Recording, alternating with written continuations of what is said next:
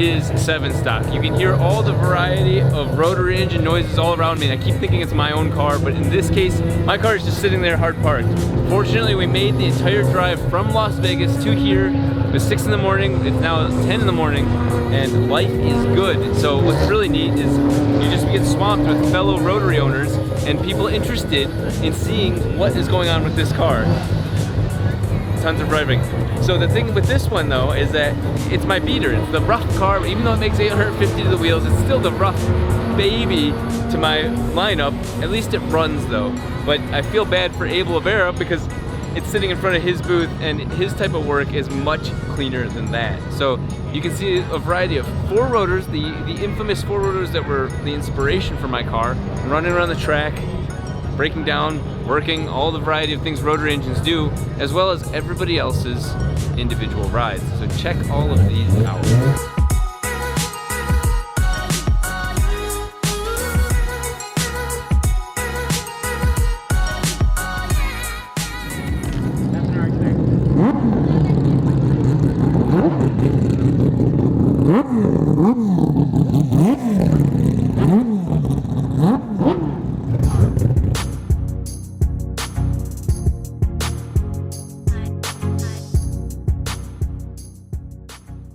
I want to make sure I live up to that. Like, it's not like some sort of bullshit speech. It legitimately bothers me because it's like, I bought this car with a 20B in it. Now, granted, we've added an extra 150 horsepower and gutted the whole thing, so it is my car. But still, all it took was one guy to say, "Well, yeah, you bought, not built," and it's like, no, I swear I know what I'm doing.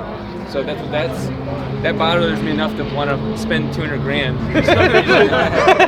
Yeah, rotary engine car, only a handful of people really appreciate, but. No, man, watching your channel grow is definitely an inspiration to like little YouTuber guys like me. Yeah, exactly. What's nuts is it takes the right team, and if I heard that, I'd roll my eyes like, oh yeah, whatever. But really, like, it's this guy right here. Is that ever since he got involved, you know, you see more of a playful banter, you see more quick cuts that, you know, it's nuts. So like right now, he just bought an FC, so he's one of us. He's one of us, yeah. So yeah, it's the black one that we went and looked at. It's way too clean. He doesn't deserve it. Shit. It's like this old guy who nursed a T2 like forever, and he's like, he didn't know what the car was going to be used for. Yeah, but the guy was like, you know, you never should go over 300 horsepower, and I'm like. Really? I never said. I wish that was recorded. Just that, like, you know, that's the hard part. Is that, like, I'm treating this guy, you know, as a good person, face-to-face conversation. But I'm like, this is great video content.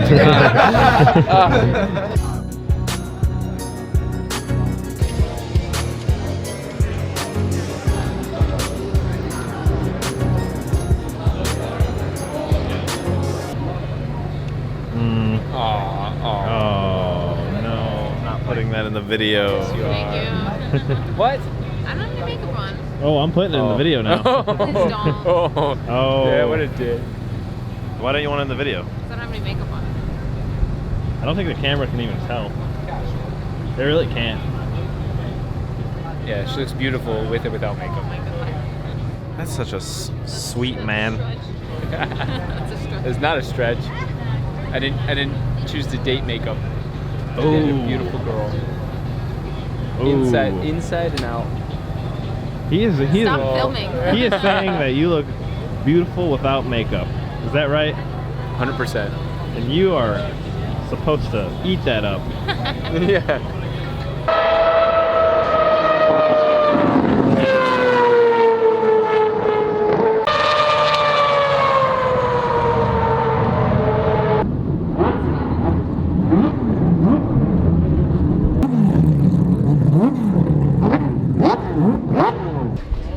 Make people cry.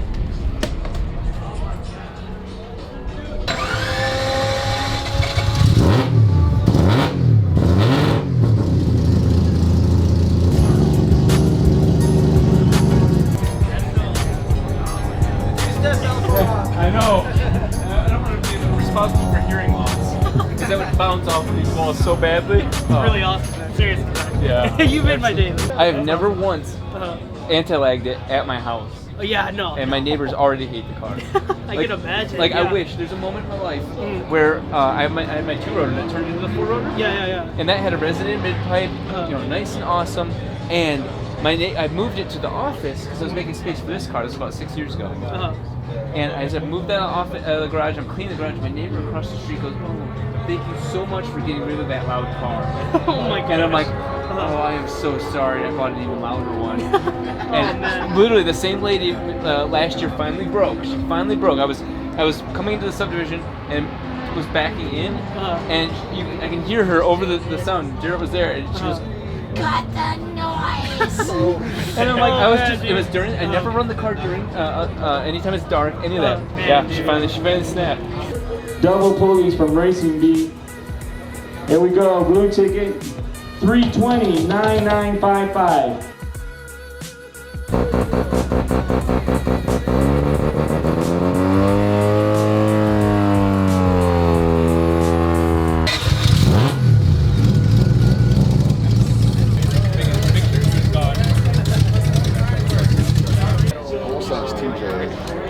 That extra beat.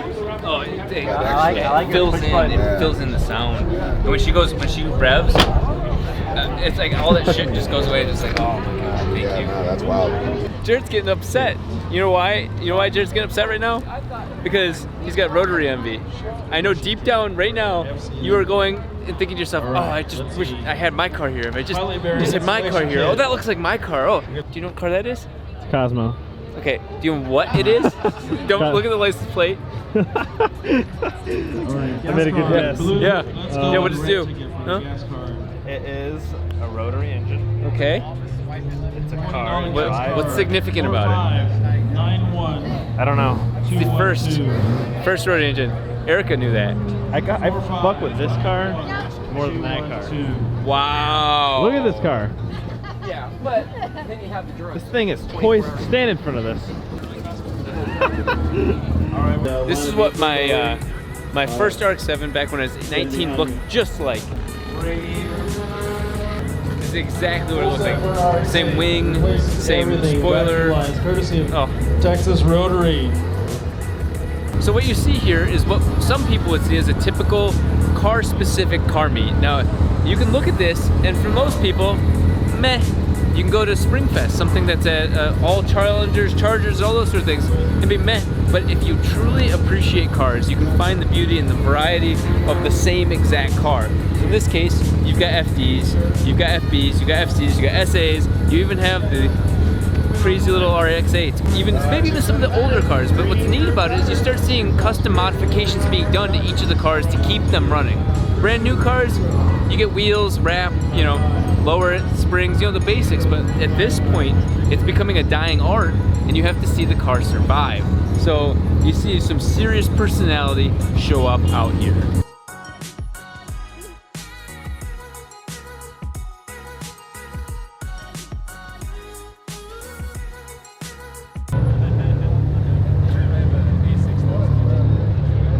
So contrary to Jared's belief, this is not a 787. It's easy to understand why, though. It's a very similar body style, similar look, similar everything, and especially if you're not from the era of Le Mans racing where this was a big deal.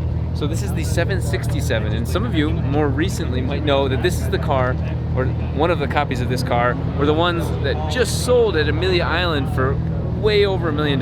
It's nuts how much these cars go for. It should be number 202, which is one of Mazda's actual driving cars. They beat the crap out of this car at events such as this. It's number 55, which is the 787B that won Le Mans. It's very close, very similar. They have the same Argyle sock sort of pattern, but two totally different cars.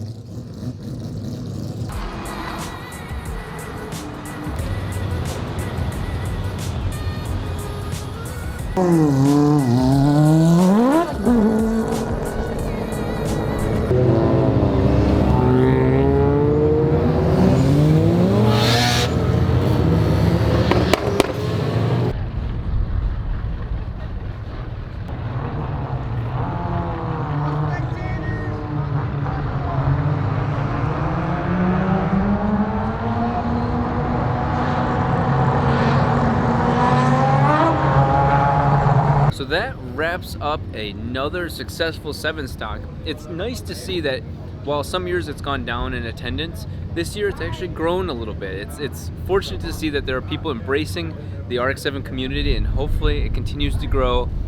And hopefully further, that sends a message to Mazda that the Rotaries are important to people in their lives.